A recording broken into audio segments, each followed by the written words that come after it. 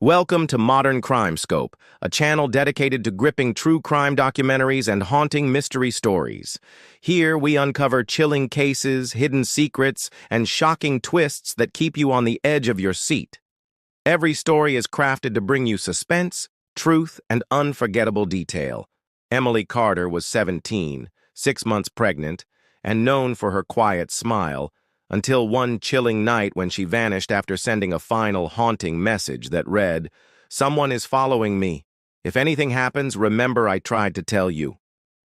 17-year-old Emily Carter had always lived a quiet life in the small town of Meadowbrook, where everyone seemed to know everyone else's business. She was the kind of girl people described as shy, polite, and almost invisible. But that changed when her pregnancy became known. At just 6 months along, she carried herself with a mix of caution and vulnerability, often walking with her hands resting gently on her belly. Some classmates whispered about her choices, others showed sympathy, but Emily rarely spoke about the father. She kept her secrets guarded, avoiding questions with a soft smile that revealed nothing. Her silence only deepened the curiosity surrounding her, and though she appeared calm, those closest to her noticed the way she had grown more withdrawn in the weeks before her disappearance. On the night of September 12th, the air was heavy with the fading warmth of late summer, and the streets were unusually quiet. Emily left her friend's house just before sunset, promising to send a message once she got home. The walk back was less than a mile, a path she had traveled countless times. But this time something felt different. Neighbors later reported seeing her glance behind her as she passed the old Miller property, her steps quickening, her posture tense. By 9 p.m., her phone buzzed with a final message to a close friend. The words were short and strange, unlike anything she had ever written before. "Someone is following me. If anything happens, remember I tried to tell you." That message became the last known trace of Emily Carter. When she failed to return home, her mother assumed at first that she had stayed with her friend longer than planned. But by midnight, worry turned into dread, and calls to her phone went unanswered. Hours later, searchers discovered the device lying cracked and lifeless on a dirt road at the edge of town. Its screen was shattered, as if it had been thrown, and its battery drained completely. No footprints were visible nearby, only tire marks pressed deep into the dry earth, leading away into the darkness. News of Emily's disappearance spread quickly through Meadowbrook. Flyers with her photo, long brown hair, soft eyes, and the beginnings of a maternal glow were taped to every shop window and telephone pole. Friends and strangers volunteered to join search parties, combing woods, fields, and riversides with flashlights and dogs.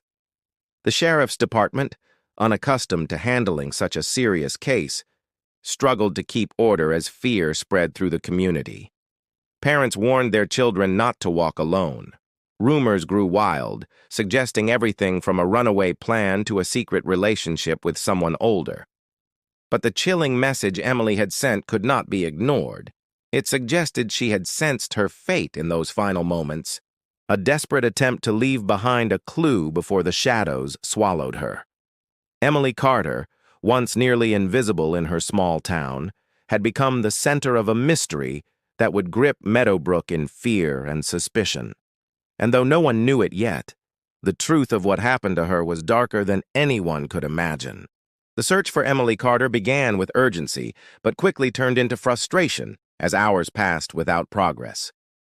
The sheriff's department set up a command post in the town square, where families, neighbors, and volunteers gathered daily to receive instructions. Officers walked fields in tight grids, helicopters circled above with spotlights, and dogs followed faint trails that vanished as suddenly as they began. Each day ended the same, exhausted searchers returning with nothing but more questions. The lack of evidence was unnerving, as though Emily had been swallowed whole by the night.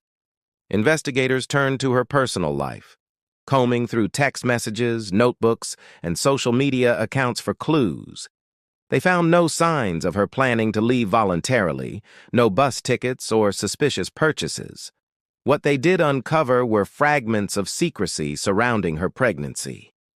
Emily had never disclosed the father's identity, not even to her closest friends. This silence fueled endless speculation. Some believed she was protecting someone, perhaps a boyfriend older than she was willing to admit. Others whispered that her reluctance came from fear, that the father was someone dangerous. Each theory painted a different picture of her life, but none explained her sudden disappearance. As days turned into weeks, the town's anxiety grew. Candlelight vigils were held in the park, where residents prayed for her safe return and tied ribbons to trees. Television crews arrived, broadcasting Meadowbrook's heartbreak to the rest of the country. Reporters questioned her classmates, teachers, and even strangers who had only glimpsed her on the street. The pressure on investigators mounted as rumors continued to swirl. Some claimed to have seen her hitchhiking on the highway. Others insisted she had been spotted at a nearby bus station. Yet every lead dissolved into nothing, leaving behind only the echo of false hope. Detectives interviewed her family again and again. Her mother described Emily as thoughtful and gentle, with no history of running away or reckless behavior. Her stepfather remained calm during questioning, insisting he had been at home the entire night she vanished. Friends admitted Emily had grown more withdrawn in recent weeks, often staring off into the distance as if weighed down by unspoken worries. Still, none of them could imagine her simply leaving without explanation. The one undeniable piece of evidence, the text message warning that someone was following her, remained the most disturbing clue of all. It suggested not only fear, but also the possibility that her disappearance was not voluntary. With no clear suspect, investigators began checking the backgrounds of people in town who might have crossed paths with her. They looked at neighbors with criminal histories, local drifters, and former employees from the places she frequented. A list of names formed, but nothing connected directly to Emily. The uncertainty gnawed at everyone, casting suspicion on even the most ordinary residents. By the end of the second week, the case had grown cold despite relentless efforts. The once vibrant town of Meadowbrook was gripped by paranoia, its streets quieter, its people more cautious.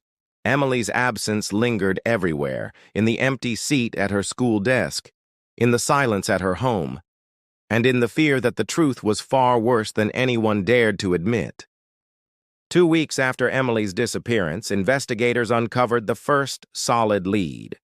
Surveillance footage from a gas station less than a mile from where her phone was found revealed a chilling sight. At 8:47 p.m., only minutes before her last message was sent, a dark SUV could be seen driving slowly down the street behind her. The headlights flickered briefly as though the driver had turned them off to avoid being noticed. The vehicle followed her for several blocks before vanishing from view. Detectives immediately began searching records to trace the SUV, hoping it might lead them to answers. The vehicle was soon connected to Daniel Brooks, a 28-year-old man who had once worked at the local grocery store where Emily often shopped. His name was not unfamiliar to police, as he had minor past offenses involving trespassing and harassment, though nothing violent had ever been proven. When investigators brought him in for questioning, Daniel denied ever seeing Emily outside of casual encounters in town. He insisted he had nothing to do with her disappearance and claimed that on the night she went missing, he had been in another city. His words, however, did little to ease suspicions, especially after a search of his small apartment revealed something far more disturbing. Hidden inside a locked drawer, detectives discovered several journals filled with obsessive writings. The pages spoke of a girl described in vague but recognizable detail: her brown hair, her walk to school, the way she often carried her books close to her chest. The notes were filled with disturbing declarations, describing how she would one day belong to him and how her child was a gift meant to bind them together. Though the journals never mentioned Emily by name, the similarities were too strong to ignore. Investigators feared they had stumbled upon the mind of a stalker, someone who had spent months fixated on her. The community was shaken when news of the journals leaked. People who had once known Daniel as a quiet and awkward former employee now looked at him as a possible predator hiding in plain sight. Parents worried that if Emily had been targeted, other young women in town might also be at risk. Yet, for investigators, the puzzle was far from solved. While the journals suggested obsession, they did not prove Daniel had been with Emily on the night she vanished. Police continued piecing together his timeline. Witnesses placed his SUV near the road Emily walked, but he insisted a friend had borrowed his car that evening. His story shifted during questioning, leaving detectives even more uncertain. Still, no physical evidence tied him directly to Emily. Without proof, they couldn't charge him, and the case remained balanced on suspicion alone. The revelation of Daniel Brooks deepened the mystery rather than solved it. He was a man with troubling obsessions, yet the evidence against him remained circumstantial. The SUV, the journals, the lies, they all pointed to something sinister, but without a direct connection, investigators were left with a haunting uncertainty. The town of Meadowbrook, already gripped by fear, now lived with the knowledge that someone among them might be far more dangerous than they had ever imagined. While suspicion mounted against Daniel Brooks, the investigation took an unexpected turn when digital forensics revealed something unusual about Emily's final message. The text that read, "Someone is following me. If anything happens, remember I tried to tell you," had not been sent directly from her phone in the traditional way. Analysts discovered the message was relayed through a device capable of remotely mirroring her screen, a method far too sophisticated for most people in Meadowbrook to imagine. This discovery shook the investigation, raising the frightening possibility that the warning Emily appeared to send might not have been written by her at all. Detectives revisited Daniel, confident the technical detail would expose him. Yet, to their frustration, his alibi grew stronger the more they investigated. Surveillance cameras from multiple locations in a nearby city placed him miles away during the exact time Emily disappeared. Receipts from gas stations and convenience stores confirmed his presence there. While his journals revealed disturbing obsessions, the timeline made it nearly impossible for him to have carried out the abduction.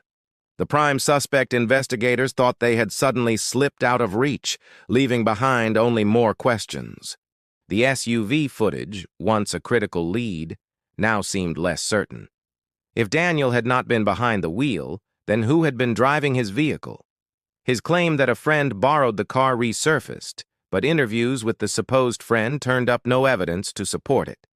Detectives began to wonder if the SUV itself had been a carefully planted misdirection, meant to distract from the real culprit hiding much closer to Emily. As weeks dragged on, frustration hardened into desperation. Investigators began to retrace every detail of Emily's life with fresh eyes. They reviewed her patterns, her quiet habits, the people she trusted. Slowly, a troubling realization took shape. The person responsible might not have been an outsider at all. Emily's world had always been small, confined to family, school, and a few close friends. If her chilling message had been staged, then whoever had crafted it must have known her well enough to anticipate how she would be remembered. Attention shifted toward her home. Interviews with family members revealed subtle contradictions. Her stepfather had insisted he was home the entire night she vanished, yet a neighbor recalled not seeing his truck parked in the driveway until well past midnight. Small inconsistencies like this, once overlooked, began to appear in sharper focus. Detectives also noted how he had grown strangely controlling in interviews, answering questions on behalf of Emily's mother and steering conversations away from certain topics. The discovery about the text message transformed the case. What once seemed like the words of a terrified girl now appeared to be part of a calculated effort to mislead investigators. For the first time, suspicion crept into the place everyone least wanted to look, inside Emily's own household.